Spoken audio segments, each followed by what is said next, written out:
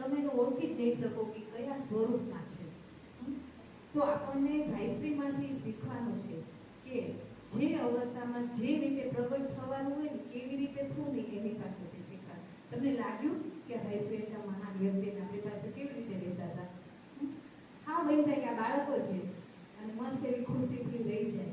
તો ભાઈશ્રી એ કોઈ સામાન્ય માણસ નથી, એક મહાન હસ્તી.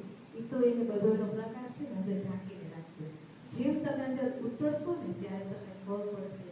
તમારા આંખમાં આંસુ નહીં સુકાય ને થેન્ક યુ કહેતા પણ તમને જીભની ઉપર એમ થશે કે આપણે શું બોલવું, એમ ક્યાંક શબ્દ પણ ઝાંખા પડશે. તો શ્રી ભાઈશ્રી આપણા જીવનમાં જે આવે છે, તમે જે કાંઈ શિક્ષણ લીધું છે ને, અને તમારા બધા પેરેન્ટ્સને થેન્ક યુ કહેજો કે તમે આ મૂક્યા. તો ભાઈશ્રી તપ થઈને આવ્યા છે. જે નદી વહેતી હોય ને એ ભાઈશ્રીનું જ્ઞાન તો વહેતું જ રહેશે, પણ એમાંથી આપણે કેટલું ઘૂંટડા ભરવાની આપણા હાથમાં છે. એક ગ્લાસે ભરી શકાય, એક તપેલી પણ ભરી શકાય અને હાંડો પણ ભરી શકાય. બસ આપણી કેપેસિટી હોવી જોઈએ. અને જીવનની રિયાલિટીથી કોઈ દિવસ આ ખાડા કામ ન કરતા. જે છે ને એ તો છે જ. કદાચ આ બેન એમ કહેશે કે ના એવું ના હોય, રહેવા દે. નહીં, તમને તો ખબર છે ને કે મારી પાસે આ વસ્તુ નથી અને મને જરૂર છે, એટલે કાયર બનવાનો નથી. પરંતુ આ બધું ક્યારે આપણી અંદર ઘટિત થાય?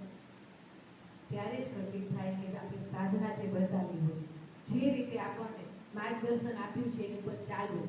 બીજું કે આપણે અહીંયા આવવાનું, સંપર્કમાં રહેવાનું. જો એ સંપર્કનો તાકડો તૂટી જાય ને, પતંગ ચગતી હોય અને દોરો તૂટી જાય તો પતંગ તો ગમે ત્યાં છે, પણ દોરી તો હોય ને. જો દોરો તે ભાઈશ્રીના હાથમાં હશે ને તો પતંગ જ્યાં ચગવા માંગશે ત્યાં ચગશે.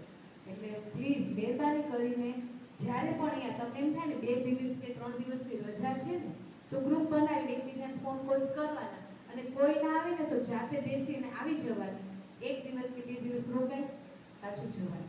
તમને ખબર પડે અહીંયા આવવાથી તમારે ઘણું બધું પ્રગટ થશે. અહીંયા મૌન રહેવાથી પણ થાય છે.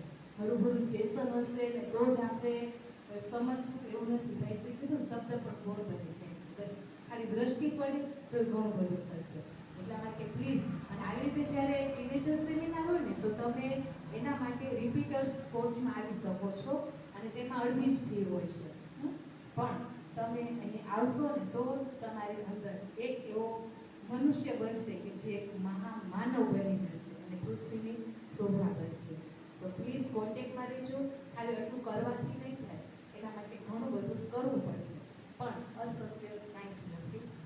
Thank you. તમે બધાએ સરસ જિજ્ઞાસા જાણ્યા, સમજ્યા, અમને સપોર્ટ કર્યો. થોડું હું ક્યાંક ગુસ્સેથી રહીશ, ક્યાંક પ્રેમ કર્યો હશે, ક્યાંક બધું ઘણું બધું કર્યું હશે, પણ બધું તમારા માટે હતું. મને ખબર હતી કે હું શું કરતી હતી, છતાં ક્યાંય અટક્યું હોય તો હું માફી નહીં માંગુ, પણ એ બીજી જણાવીશ.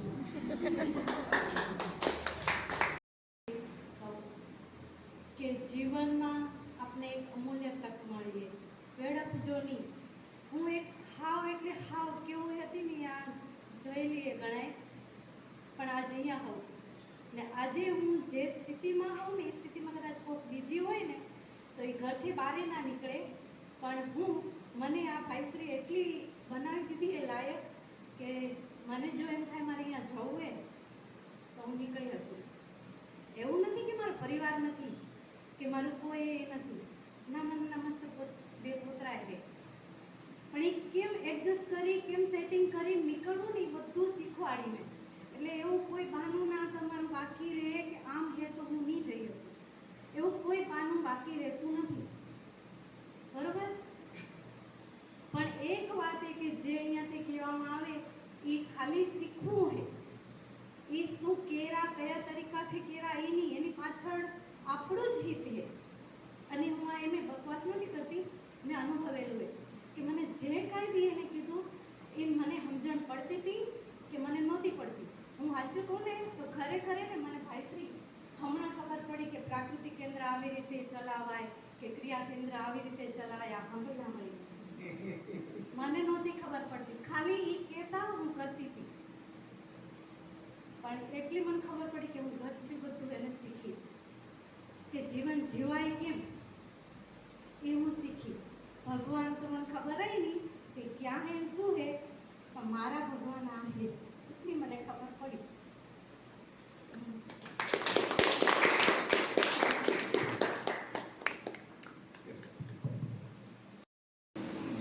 બે ભાગ હોય, કામ કરવું અને શીખવું.